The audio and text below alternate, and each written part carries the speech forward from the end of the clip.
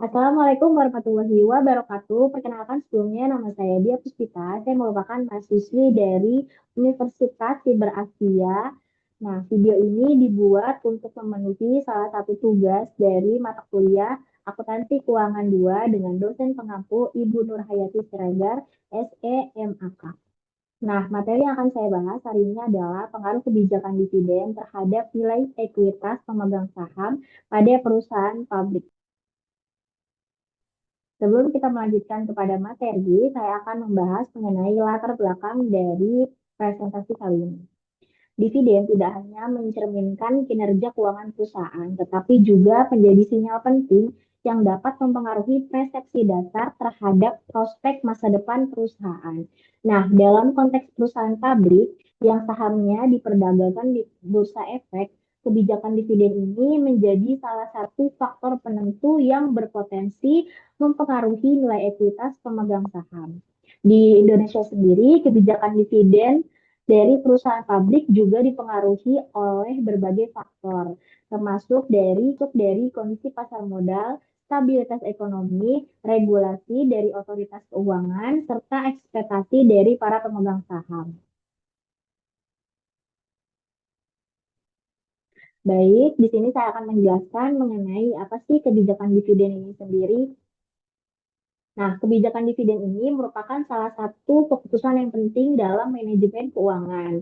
Eh, Nah, kebijakan dividen sendiri merupakan salah satu keputusan penting dalam manajemen keuangan perusahaan yang berkaitan dengan pembagian kepada pemegang saham. Nah, menurut Weston Brigham 2010, kebijakan dividen merupakan keputusan mengenai apakah laba perusahaan akan dibagikan pada pemegang saham sebagai dividen atau akan ditahan untuk diinvestasikan kembali. Jadi, secara umum, kebijakan dividen ini dapat diartikan sebagai kebijakan yang digunakan perusahaan untuk menentukan seberapa besar laba bersih yang akan dibagikan kepada pemegang sahamnya, serta berapa besar laba yang akan ditahan untuk diinvestasikan ke dalam perusahaan. Dalam prakteknya sendiri, perusahaan perlu mempertimbangkan berbagai faktor dalam menetapkan kebijakan dividen, seperti tingkat keuntungan yang dihasilkan, kebutuhan pendanaan di masa depan, stabilitas keuangan, serta harapan dari pemegang saham. Nah, terdapat beberapa bentuk kebijakan dividen yang umum digunakan pada perusahaan publik. Antara lain, yang pertama merupakan kebijakan dividen tetap, yakni perusahaan menetapkan jumlah dividen tertentu yang dibayarkan secara berkala tanpa terpengaruh oleh fluktuasi laba. Nah, yang kedua adalah di kebijakan dividen rasio tetap, yakni presentasinya itu tertentu dari laba bersih yang dibayarkan sebagai dividen. Misalnya, dapat 30% dari laba bersih. Dan yang ketiga adalah kebijakan sisa atau residual policy. Nah, kalau ini dividennya hanya dibayarkan setelah kebutuhan investasinya terpenuhi. Sisa dari laba yang tidak digunakan untuk investasi baru kemudian akan dibagikan sebagai dividen. Nah, yang terakhir adalah campuran, yakni kombinasi antara dividen tetap dengan dividen tambahan jika laba perusahaan mengalami peningkatan. Nah, pemilihan jenis kebijakan dividen ini akan mempengaruhi persepsi dari investor terhadap prospek perusahaan. Dengan demikian, kebijakan dividen bukan hanya keputusan akuntansi atau keuangan saja, tapi juga strategi komunikasi perusahaan terhadap pasar dan investor yang berperan untuk membentuk nilai ekuitas dari pemegang saham. Dalam praktek manajemen keuangan, perusahaan ini memiliki beberapa pilihan dalam menentukan jenis kebijakan dividen yang akan ditetapkan. Nah, setiap jenisnya ini memiliki karakteristik dan dampak terhadap keuangan perusahaan dan persepsi investor. Berikut adalah beberapa jenis kebijakan dividen yang umum digunakan oleh perusahaan publik. Yang pertama adalah kebijakan dividen stabil atau stable dividend policy. Merupakan kebijakan di mana perusahaan ini membayarkan dividen dalam jumlah yang tetap atau meningkat secara bertahap tanpa dipengaruhi oleh naik turunnya laba bersih. Dan yang kedua adalah kebijakan dividen residual atau residual dividend policy. Nah, dalam kebijakan ini, perusahaan hanya memberikan dividen dari sisa laba setelah kebutuhan investasinya terpenuhi. Dengan kata lain, laba akan dialokasikan dulu untuk membiayai proyek-proyek yang menguntungkan. Baru sisanya akan dibagikan sebagai dividen. Dan yang ketiga adalah kebijakan dividen tetap dengan tambahan, yakni kebijakan yang mengkombinasikan antara pembayaran dividen tetap dengan dividen tambahan apabila perusahaan memperoleh laba yang lebih tinggi daripada biasanya. Yang keempat adalah kebijakan rasio pembayaran tetap. Nah, dalam kebijakan ini perusahaan menetapkan dulu presentasi tertentu dari laba yang akan dibagikan yang akan dibagikan sebagai dividen setiap tahunnya. Misalnya 30% dari laba bersih. Artinya jumlah dividen yang akan diterima oleh pemegang saham akan naik turun seiring dengan fluktuasi laba. Dan yang terakhir adalah kebijakan tidak membayar dividen atau dividen no dividen policy. Nah, beberapa perusahaan terutama yang berada di tahap pertumbuhan awal memilih untuk tidak membagikan dividennya dan menahan seluruh labanya untuk reinvestasi.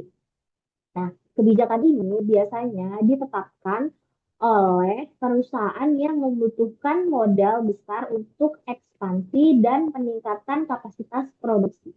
Dengan memahami jenis-jenis kebijakan dividen di atas, perusahaan dapat memilih strategi yang paling sesuai dengan kondisi keuangannya. Sementara investor juga dapat menilai preferensi, resiko, dan potensi keuntungan dari saham yang akan dimiliki.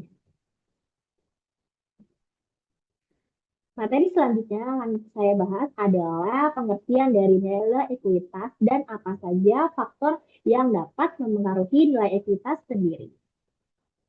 Nah, nilai ekuitas merupakan salah satu indikator penting dalam menilai kesehatan keuangan sebuah perusahaan dan menjadi perhatian utama bagi para pemegang saham. Nah, dalam konteks keuangan perusahaan, nilai ekuitas ini mencerminkan besarnya kekayaan bersih pemilik atau pemegang saham dalam perusahaan yang diperoleh dari selisih antara total aset dengan total kewajiban atau liability. Nah, nilai ekuitas juga sering disebut sebagai book value of equity dalam laporan keuangan. Nah, meskipun dalam praktek investasi, investor ini sering merujuk kepada market of value, yaitu hasil dari saham dikalikan dengan jumlah saham yang beredar. Nah, nilai ekuitas sendiri dipengaruhi oleh berbagai faktor, baik yang berasal dari internal perusahaan maupun dari eksternal. Nah, berikut adalah beberapa faktor yang dapat mempengaruhi nilai ekuitas.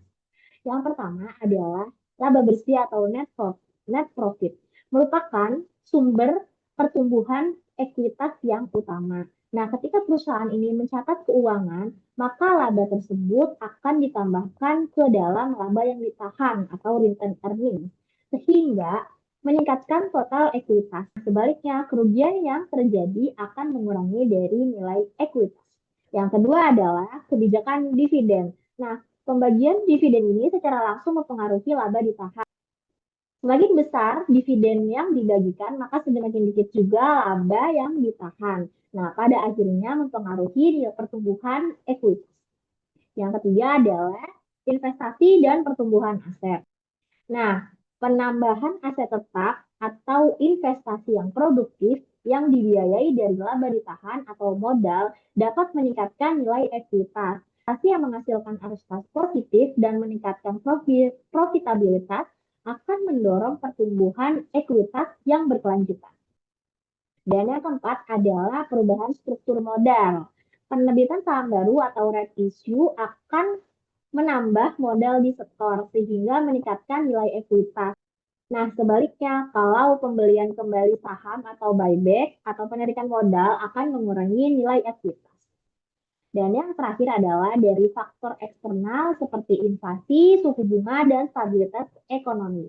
Nah, kondisi makroekonomi juga mempengaruhi nilai ekuitas, terutama pengaruhnya dalam kinerja perusahaan dan persepsi investor. Nah, suku bunga yang tinggi juga dapat menurunkan minat investor terhadap saham dan menekan harga saham yang berarti menurunkan nilai ekuitas. Nah, selanjutnya, apa ya hubungan kebijakan dividen dengan nilai ekuitas? Kebijakan dividen dan nilai ekuitas merupakan dua konsep yang saling berkaitan dalam dunia keuangan perusahaan. Nah, kebijakan dividen ini berkaitan dengan keputusan manajemen perusahaan mengenai seberapa besar laba bersih yang akan dibagikan kepada pemegang saham sebagai dividen dan seberapa besar juga laba yang akan ditahan untuk kebutuhan investasi di masa yang akan mendatang. Sementara itu, nilai ekuitas mencerminkan hak residual pemegang saham atas aset perusahaan setelah dikurangi dengan seluruh kewajibannya. Jadi singkatnya hubungan dividen dan ekuitas itu adalah hubungan yang unik. Nah, dari sisi akuntansinya ini, dividen yang dibagikan memang akan mengurangi laba yang ditahan yang merupakan bagian dari ekuitas. Jadi secara buku, nilai ekuitasnya akan terlihat menurun. Tapi dari sisi pasar itu ceritanya berbeda. Nah, dividen ini seringkali menjadi sinyal yang kuat bagi investor. Nah, perusahaan yang mampu bagi dividennya secara konsisten itu menunjukkan kesehatan finansial dan manajemen yang baik.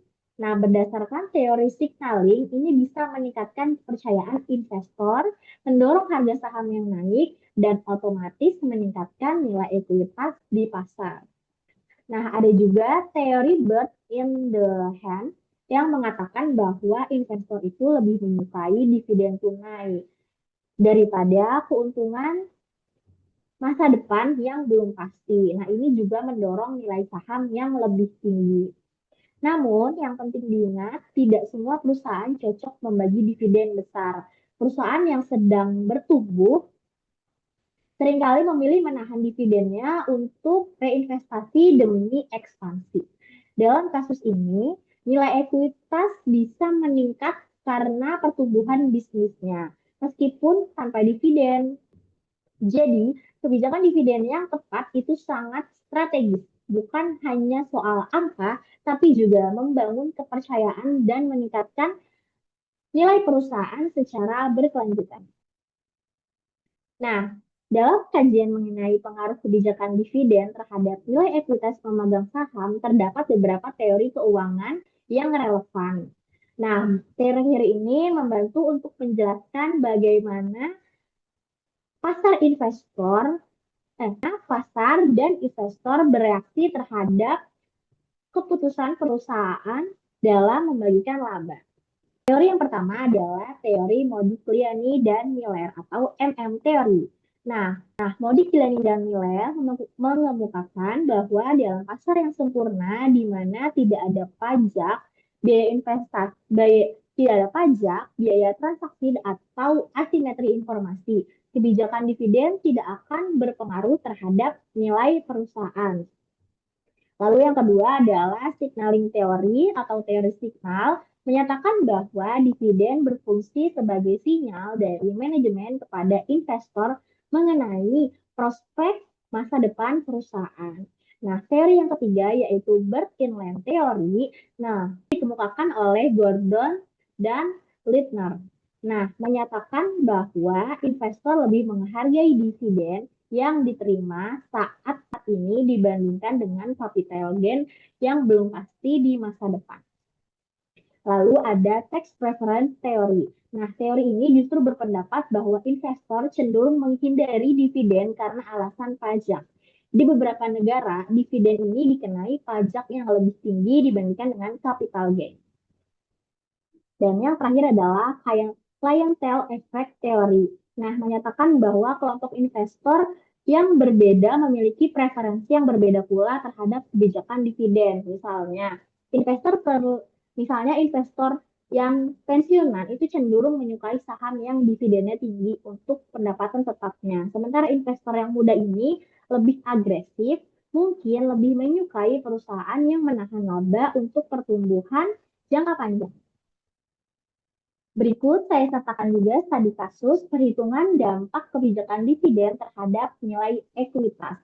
Nah, kebijakan dividen ini memiliki pengaruh yang signifikan terhadap nilai ekuitas pemegang saham, baik secara akuntansi atau book value of equity maupun secara pasar atau market value of equity.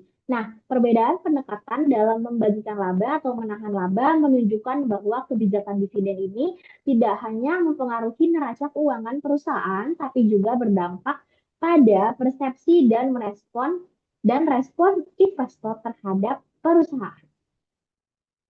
Nah, berikut adalah studi kasus dari PT Sinar Terang Tbk. Nah, PT Sinar Terang Tbk merupakan perusahaan manufaktur yang terdaftar di Bursa Efek Indonesia. Pada akhir tahun 2024, perusahaan melaporkan laba bersihnya sebesar 20 miliar. Terdapat 10 juta lembar saham yang beredar di pasar. Harga sahamnya saat ini adalah 2.000 per lembar. Nah, perusahaan ini mempertimbangkan dua alternatif kebijakan. Pada skenario A akan dibagikan dividen 60% dari laba bersih sebagai dividen tunai. Nah, skenario B-nya menahan seluruh laba untuk ekspansi bisnis. Nah, pertanyaannya adalah manajemen ingin mengetahui bagaimana masing-masing kebijakan dapat mempengaruhi nilai ekuitas perusahaan terhadap persepsi investor. Baik, berikut adalah pembahasan dari skenario A. Skenario A adalah pembagian dividennya sebesar 60%. Jadi perhitungannya dividen yang akan dibagikan adalah 60% dari 20 miliar, yakni sebesar 12 miliar. Nah, jadi laba yang ditahan adalah 20 miliar dikurangi 12 miliar adalah 8 miliar. Nah, dampaknya terhadap ekuitas, yakni ekuitas akhir tahunnya akan bertambah sebesar 8 miliar, yaitu dari laba yang ditahan. Asumsinya, ekuitas awalnya adalah 100 miliar. Maka 100 miliar ditambah dengan 8 miliar adalah 108 miliar. Nah, dampaknya terhadap nilai ekuitas. Nah, karena dividen ini dibayarkan, maka kas perusahaan akan berkurang. Dan jika investor menganggap dividen sebagai sinyal positif, maka harga saham ini bisa naik. Contohnya, harga saham pertama kan 2.000 per lembar, naik jadi 2.200 per lembar. Maka nilai ekuitasnya adalah 10.000 lembar dikalikan dengan 2.200 adalah 22 miliar. Nah, selanjutnya kita bahas adalah skenario B. Apabila semua labanya ini ditahan, maka dividen yang dibagikan adalah nol karena semua labanya ditahan untuk reinvestasi.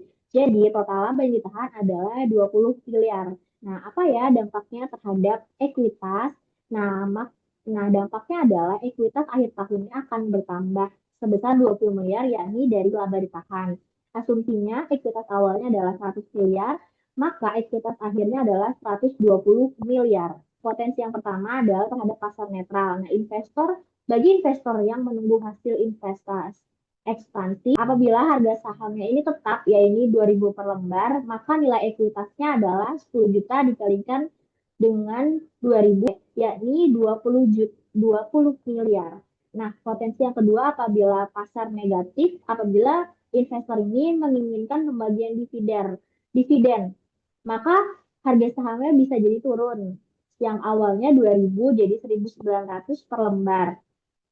Maka nilai pasar ekuitasnya adalah 10 lembar dikalikan dengan 1.900, yakni sebesar 19 miliar. Kebijakan dividen ini ternyata dipengaruhi oleh dua aspek, yakni nilai buku ekuitas. Nah, ini dipengaruhi langsung oleh jumlah laba yang ditahan.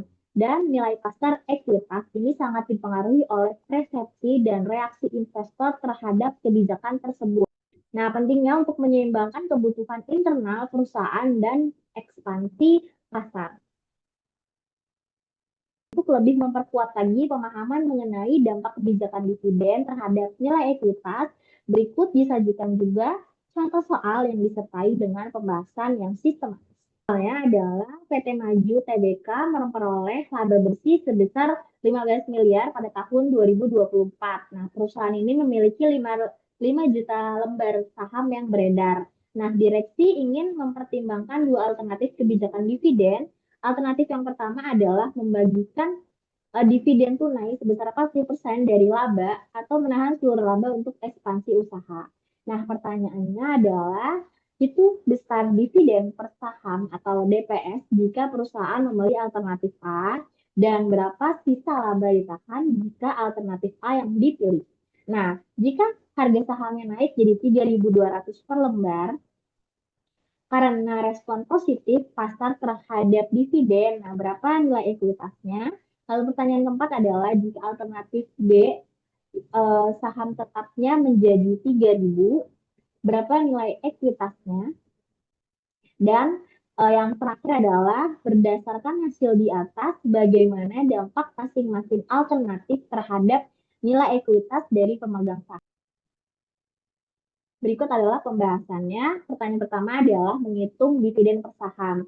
Dividen totalnya yaitu 40% dikalikan dengan 15 miliar adalah 6 miliar. Jadi dividen per sahamnya 6 miliar dibagikan dengan 5 juta, yakni dapat 1.200 per saham. Lalu yang kedua adalah menghitung laba ditahan, yakni 15 miliar dikurangi dengan 6 miliar, yakni totalnya adalah 9 miliar. Market equity sama dengan 5 juta dikalikan dengan 3.200 sama dengan 16 miliar. Yang keempat adalah menghitung nilai pasar ekuitas pada alternatif B apabila harga saham menjadi 3.000. Market equity sama dengan 5 juta dikalikan 3.000 sama dengan 15 juta. Nah, berikut adalah analisisnya. Dari perhitungan di atas, meskipun laba ditahan lebih kecil dalam alternatif A, nilai pasarnya justru lebih tinggi, yakni sebesar 16 miliar dibandingkan dengan alternatif B yang sebesar 15 miliar. Ini menunjukkan bahwa kebijakan dividen yang disukai pasar dapat meningkatkan kepercayaan investor, mendorong harga saham, dan pada akhirnya dapat meningkatkan nilai ekuitas pemegang saham.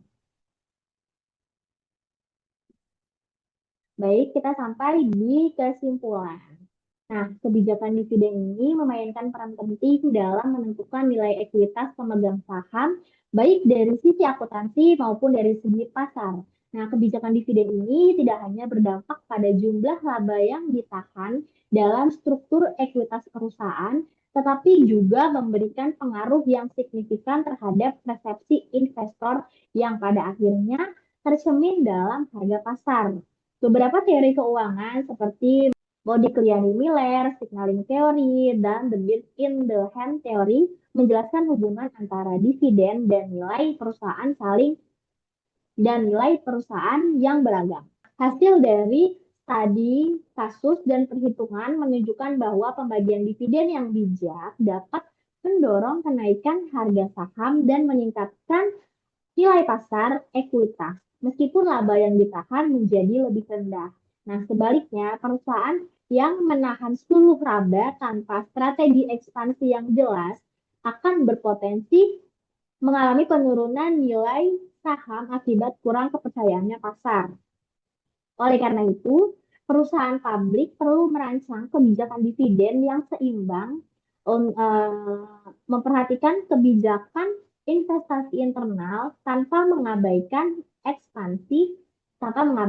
ekspektasi dari investor, guna menjaga pertumbuhan dan nilai jangka panjang bagi para pemegang saham. Baik, cukup sekian pemaparan materi saya hari ini. Semoga materi yang saya sampaikan dapat menambah wawasan bagi kita semua, dan saya mohon maaf apabila ada kekurangan pada penyampaian materi kali ini. Cukup sekian dari saya. Terima kasih semuanya. Wassalamualaikum warahmatullahi wabarakatuh.